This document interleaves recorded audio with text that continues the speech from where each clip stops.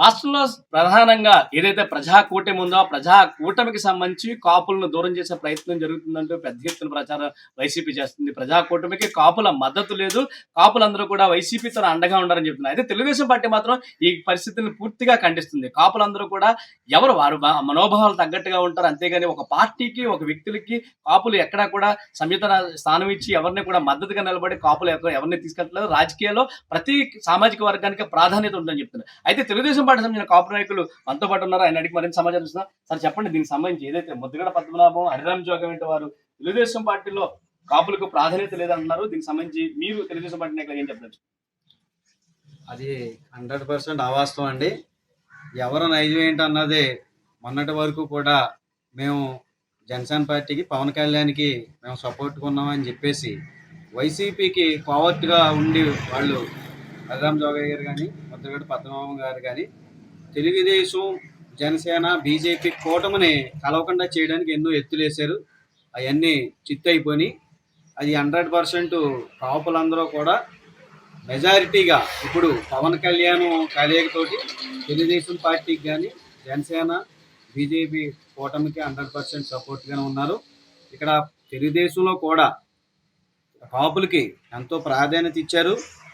దాంతో ఇప్పుడు ఇవ్వడంతో పాటు కూడా ఇప్పుడు ఇవాళ జనసేన పార్టీ అధ్యక్షుడు పవన్ కళ్యాణ్ గారిని కూడా చంద్రబాబు నాయుడు ఎంతో ఆయన కూడా ఒక మంచి రాజకీయంగా ఉన్నత స్థానానికి తీసుకెళ్ళడానికి వాళ్ళ పొత్తుకి కొన్ని త్యాగాలు చేసి పొత్తుకి కూడా అంగీకరించడం జరిగింది. సరే, ఈ ఎన్నికల్లో కాపులు అత్యంత కీలక భూమిక పోషిస్తారనే నేపథ్యంలో కాపులు అసలు ఏ పక్షం నిలబడే అవకాశం లేదు? 100% ప్రజాకూటమి ధర్మం వైపే నిలబడతారు. ప్రజాకూటమి వైపే నిలబడతారు. అందులో సందేహం ఏమీ లేదు.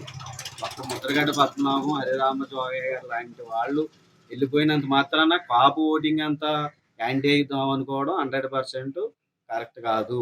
అందరూ కూడా మీరు చూస్తున్నారు, మీడియా పరంగా కానీ, సోషల్ మీడియాలో కానీ ముద్రగడ్డ పద్మనాభం గారిని కానీ, హరిరామ జోగయ్య గారిని కానీ, లోకల్గా ఉన్న యువత కానీ, పెద్దలు కానీ అడిగే ప్రశ్నలకు వాళ్ళ దగ్గర జవాబు లేదు.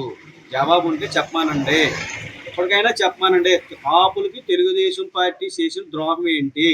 కాపులకి ఏం ద్రోహం చేసింది? కాపు కార్పొరేషన్ ద్వారా అనేక నిధులు ఇచ్చింది తెలుగుదేశం పార్టీ. కాపు బిడ్డల్ని, విద్యార్థుల్ని విదేశీ విద్య పేరుతో 10 లక్షల రూపాయలు సబ్సిడీ ఇచ్చి మరి ఎంతో మందిని విద్యార్థులు విదేశాల్లో చదివించింది. కాపు కమ్యూనిటీ హాల్స్కి ప్రోత్సహించింది. ఓబీసీ రిజర్వేషన్లో 10% ఓబీసీ రిజర్వేషన్, 5% కాపులకు రిజర్వేషన్ ఇచ్చింది. అసలు నేను ఏ కార్యక్రమం కూడా, ఏ పథకం కూడా కాపులకు పెట్టను అన్న జగన్మోహన్ రెడ్డిని ఎందుకు నమ్ముతారు కాపులు? ఆయన పబ్లిక్గా చెప్పాడు 2019లో ఎలక్షన్ ముందు, కాపులకి నేను రిజర్వేషన్ ఇవ్వను, కాపులకి నేను ఏ విధమైన పథకాలు ఇవ్వనని ఆయన నిర్మోహంగా చెప్పినప్పుడు ఇవాళైనా సరే వీళ్ళు ఏ కారణం చేత వెళ్ళారు చెప్పాలి కదా. కాపులకి ఏమి చేస్తానని జగన్మోహన్ రెడ్డి హామీ ఇచ్చాడు ముద్రగడ పద్మనాభం గారికి, హరిరామ జోగయ్య గారికి. వాళ్ళు ఏదైనా హామీ ఇచ్చి ఉంటే కాపులను పైకి తీసుకురావడానికి మేము ఈ హామీలు తెచ్చాం కాబట్టి మీరు కాపులు సపోర్ట్ చేయమని వాళ్ళు అడిగితే సరిపోతాం. వాళ్ళకే ఏ విధమైన హామీ లేదంటున్నాడు. ఇంకా కాపులను ఏమి ఉద్ధరిస్తారు వీళ్ళందరూ? ఇది 100% వాస్తవం. కాపులందరూ కూడా ఏకగ్రీవంగా ప్రజాకూటమి వైపే ఉన్నారు. ఇప్పుడు ఏదైతే కాపు నేస్తం ద్వారా ప్రతి సంక్షేమ పథకాన్ని ప్రతి కాపునికి తీసుకెళ్ళాం, కాపు సామాజిక వర్గానికి కాపు నేస్తం ద్వారా అనేక మేళ్లు జరిగినాయి కాబట్టి ఖచ్చితంగా ఇదంతా కూడా మాకు ఓటుగా కలిసి వస్తుందని వైసీపీ భావిస్తుంది. దీనిపై మీరేమంటారు? అది కాపు నేస్తమని కాదండి, ఆంధ్రప్రదేశ్లో అన్ని క్యాస్టులకు ఇచ్చినట్టుగానే కాపులకి ఇచ్చాడు తప్ప అది ప్రత్యేకించి ఏం చేయలేదు. అతను కాపులు ప్రత్యేకించి ఏం చేయదలుచుకుంటే కాపు కార్పొరేషన్ ద్వారా అక్కడ చదువుకున్న యువకులకి, ఉద్యోగాలు లేని వాళ్ళకి, అలాంటి వాళ్ళకి తను ఏదైనా చేసి ఇది కాపు విద్యార్థులకి ఇచ్చేసాను. ఎంతమందిని కాపు విద్యార్థుల్ని విదేశీ విద్య ద్వారా అతను పంపించాడో చెప్పమానండి. చేసాడు అతను? ఏమీ చేయలేదు. ఇది అందరితో పాటు ఇచ్చిందే ఈ కాపు నేస్తం అన్నది. ఇది ప్రత్యేకించి కాపులకైతే తనేం చేసింది లేదు జగన్మోహన్ రెడ్డి. చిలకలూరు సభ ద్వారా ప్రధాని నరేంద్ర మోడీతో పాటుగా పవన్ కళ్యాణ్, చంద్రబాబు కూడా భాగస్వామిగా ఒకే వేదిక నుంచి ఓటును అభ్యర్థించారు. ఇది ప్రజల్లో ఏ విధంగా స్పందన చూపిస్తున్నారు? ఇది చాలా చిన్న చిలకలూరుపేటలో సభ అయిపోయిన తర్వాత ఆంధ్రప్రదేశ్ రాష్ట్రమే కాదు, తెలుగు రాష్ట్రాల, తెలంగాణలో కూడా ఒక ప్రపంచంలో లాగా దేశవ్యాప్తంగా, దేశవ్యాప్తంగా, ఒక ప్రపంచవ్యాప్తంగా ఒక అవేర్నెస్ వచ్చింది. ఆంధ్రప్రదేశ్లో గవర్నమెంట్ మారడం తథ్యం, ప్రజా గవర్నమెంట్ రావడం కన్ఫర్మ్ అని వచ్చింది. ఇది ప్రస్తుతం చిలకలూరి సభ తర్వాత ప్రజాప్రభుత్వం ఏర్పడుతుంది, ప్రజా కూటమి అధికారంలోకి వస్తుంది.